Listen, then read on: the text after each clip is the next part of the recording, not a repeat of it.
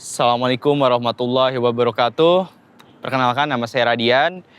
Em, saya lagi ngambil S2 di bidang pendidikan di Harvard. Dan ketika kita mikirin tentang pendidikan, S2 pendidikan, ketika mikir pendidikan apa sih yang di kepala kita? Saya pertama kali masuk ke sini saya pikir saya akan belajar tentang pedagogi gitu ya. Saya belajar tentang cara mengajar yang baik.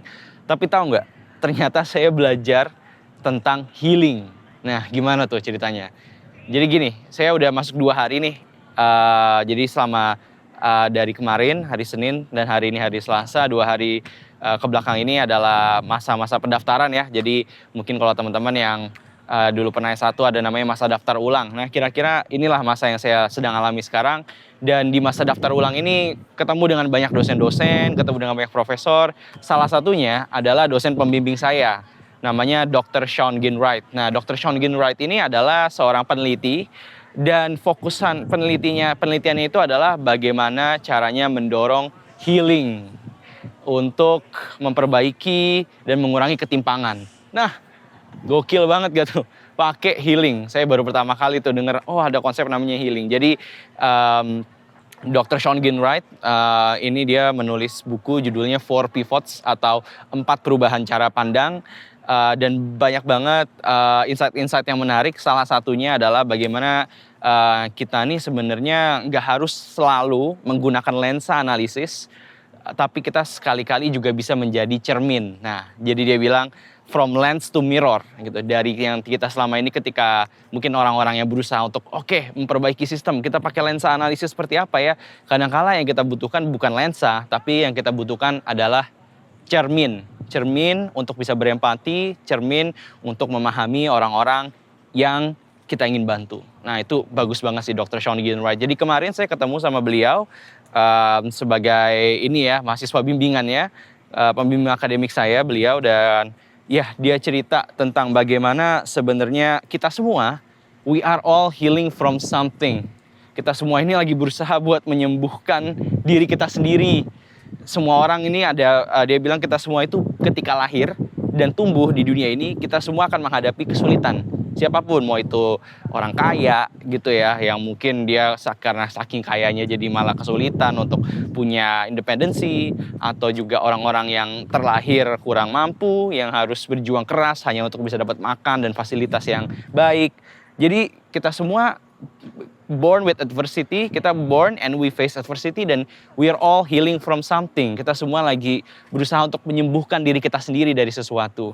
Dan ketika kita tidak menyembuhkan diri kita, maka ketidaksembuhan itu akan meresap ke dalam sistem-sistem dan juga ke dalam masyarakat gitu. Wah, itu bagus banget sih. Jadi dia bilang unhealed stuff will seep into unhealed system and will produce unhealed society. Wih, gokil banget gak sih? Jadi ketika kita tidak memilih untuk menyembuhkan diri kita dari pains, dari trauma, dari apapun itu yang kita lalui gitu ya. Dan banyak orang yang melakukan hal seperti itu, dan kemudian mereka membangun sistem yang dibuat juga adalah sistem yang tidak sembuh atau belum disembuhkan gitu ya. Jadi dahsyat banget sih, saya belajar banyak tentang healing. Dan Dr. Ginwright selaku pembimbing akademik saya juga bilang begini, kayak kamu bisa apply untuk beberapa course. Jadi kan saya belanja SKS ya, silahkan ambil kelas ini itu. Saya ambil beberapa kelas yang saya tertarik, tapi yang menarik adalah dia bilang gini, kamu di semester sekarang kamu ambillah beberapa kelas yang kira-kira kamu tertarik dan kira-kira kamu nyaman, tapi di semester depan cobalah ambil kelas-kelas yang kira-kira kamu akan lari darinya. Take classes that I would run from. Wah, itu gokil banget ya. Jadi saya mau coba ambil kelas-kelas yang mungkin ada di luar comfort zone saya, tentunya kombinasi dengan kelas-kelas yang saya nyaman. Dan yang menarik adalah Dr. Ginwright ini betul-betul dia memandang bagaimana caranya untuk mengubah sistem, bagaimana caranya untuk mengurangi ketimpangan itu ya pakai tadi ya healing, dan juga pakai pendekatan yang lebih berdasarkan joy. Jadi dia bilang kalau misalnya dia akhir-akhir ini kurang suka lah membaca banyak research, banyak work, karena itu berdasarkan kesedihan. Dia bilang mystery based research, dan dia lebih suka ketika why don't we make it joy based. Kenapa kita nggak bikin research tentang yang berdasarkan joy, berdasarkan keceriaan. Itu jujur membuka pola pandang saya ya. Oh, sebagai seseorang yang sangat peduli terhadap permasalahan ketimpangan di Indonesia, dimanapun gitu ya, ketimpangan, ada orang-orang yang punya banyak fasilitas dan privilege seperti saya, dan juga ada orang-orang yang nggak punya fasilitas yang baik. Itu gimana caranya kita bisa do something about it. Nah, Dr. Ginwright ini menawarkan pola pandang yang berbeda, bahwa tidak perlu kita mengkonfront, tidak perlu kita kadang-kadang kita nggak perlu terlalu menganalisis, tapi kita ya udah, kita coba buat mirror, kita pakai empati dan coba kita heal sistem tersebut.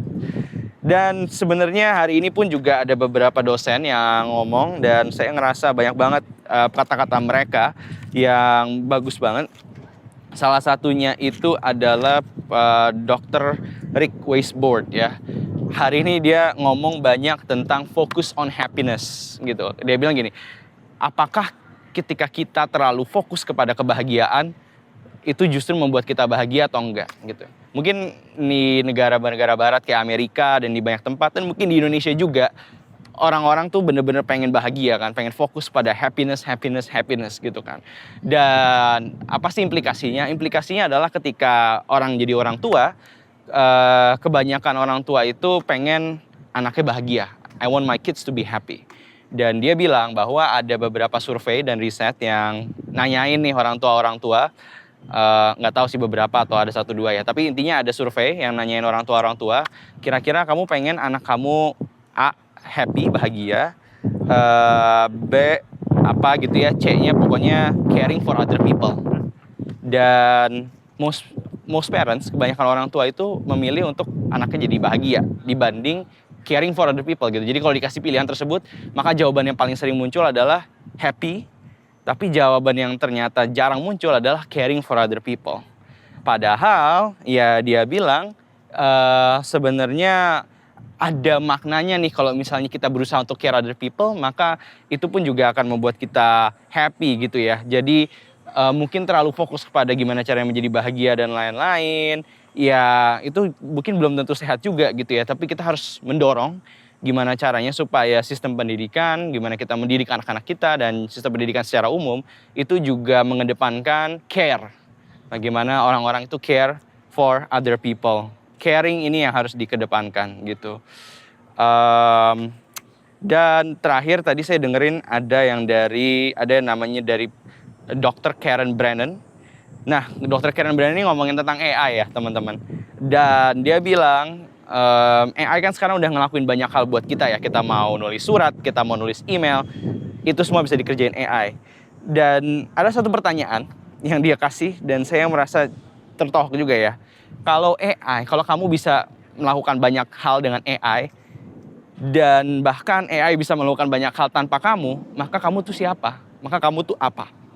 Gitu ya. If AI is making things with you, without you, then what are you? Itu kata Ibu Karen Brennan, dan itu jujur membuat saya pun juga menjadi sangat tertohok ya. Iya juga ya.